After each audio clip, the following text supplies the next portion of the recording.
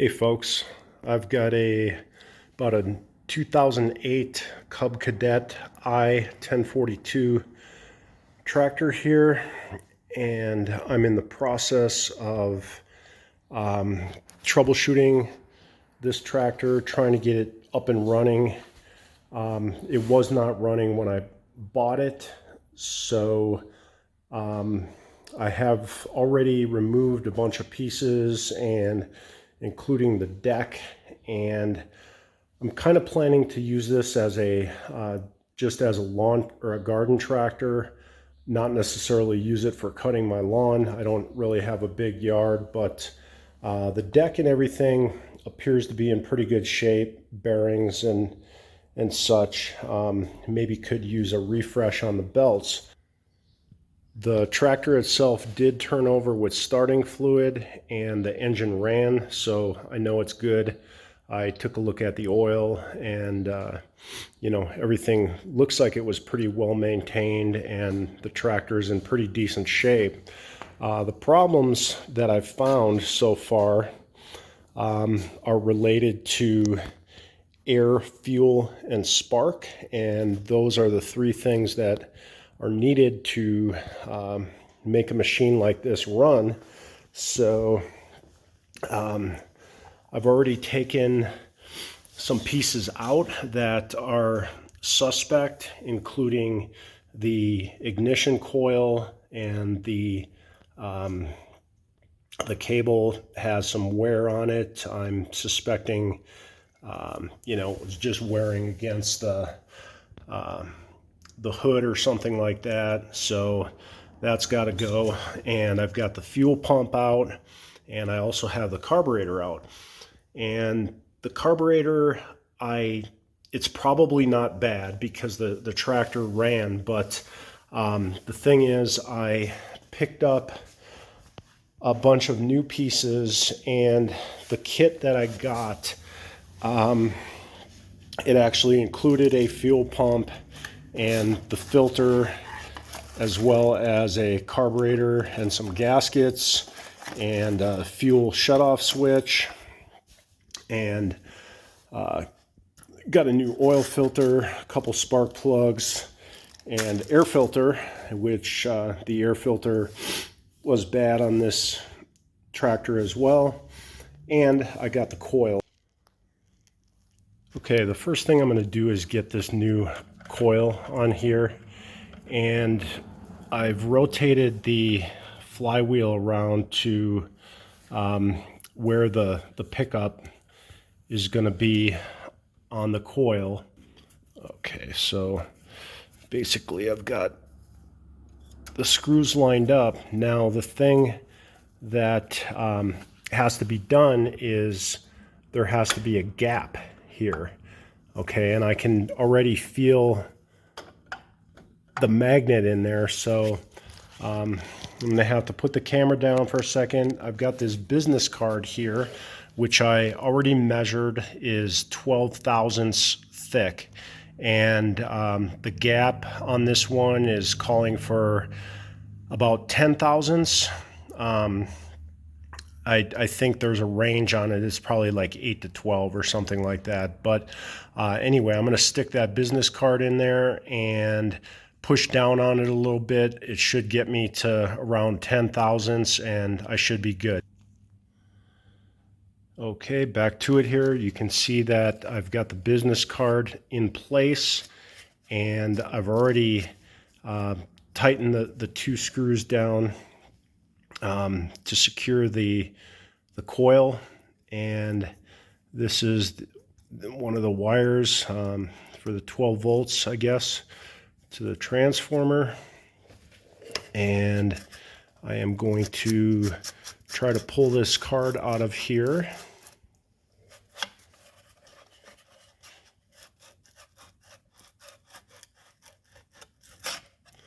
And I should have my my gap sufficient on there, and I should be able to tell if I rotate the flywheel and make sure that nothing is hitting there. And it seems to be just fine. Okay, so coil is installed basically. I've got the wire on the spark plug and the 12 volt to the coil, so that should be good to go.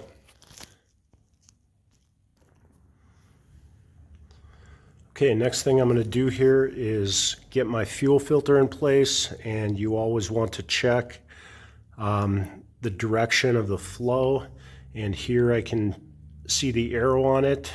So I'm going to connect this end to the supply line down there, and then the other end will go to the line that feeds the fuel pump.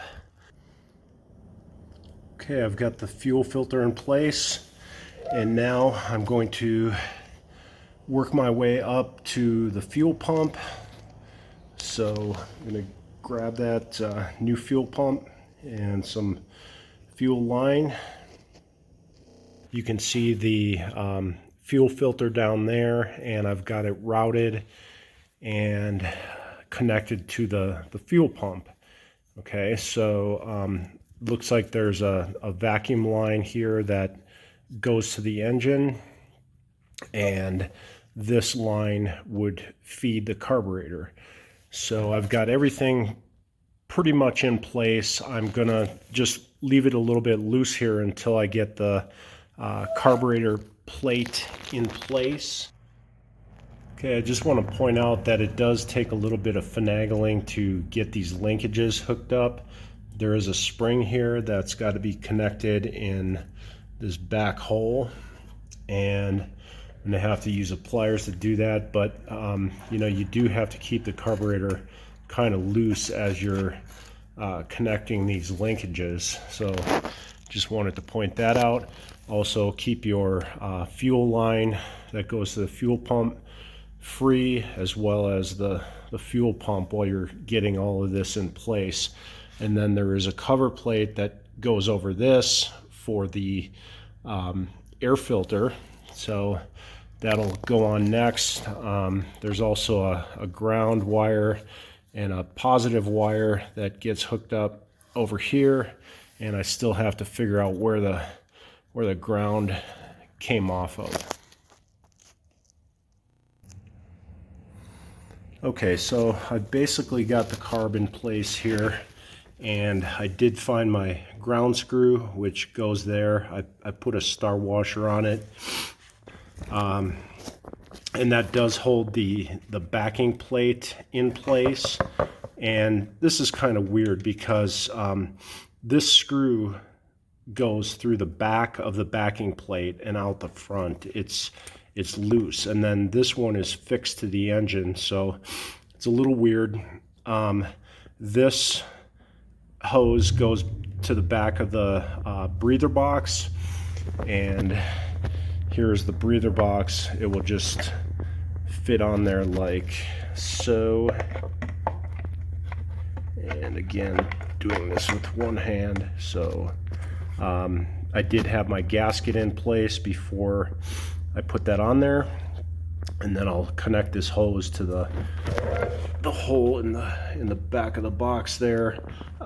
There is another screw that goes up through there that holds the fuel pump in place, and then I can get the front side of the box together with the gasket, or I'm sorry, with the air filter, and I'll get that all together and show you a shot of that. The other one thing, you also want to make sure that your linkages are clear of the fuel line and such, so that there's no binding there. Get the positive wire hooked up to the solenoid on the carburetor, and should be pretty much ready to go. You see, I can have the feed line from the fuel pump going down to the carburetor. I've got the vacuum line to the engine going to the fuel pump, as well as the main feed line, and I've got that routed through the hook here. One thing I noticed is there's some instructions inside here, and it's talking about maintenance and the pre-filter to clean and oil the pre-filter. So I've put a little K&N filter oil on there. That should do the trick, but as you can see, the old pre-filter and air filter was pretty messed up. It looks like somebody didn't put it on there properly. It got crushed and whatnot. And I've got the new filter here, so we will drop that guy in place and make sure that everything is lined up perfectly, and I will get that onto the filter housing. Okay, well, we have success. The parts that I put in there worked, and the tractor starts up on its own, runs, drives.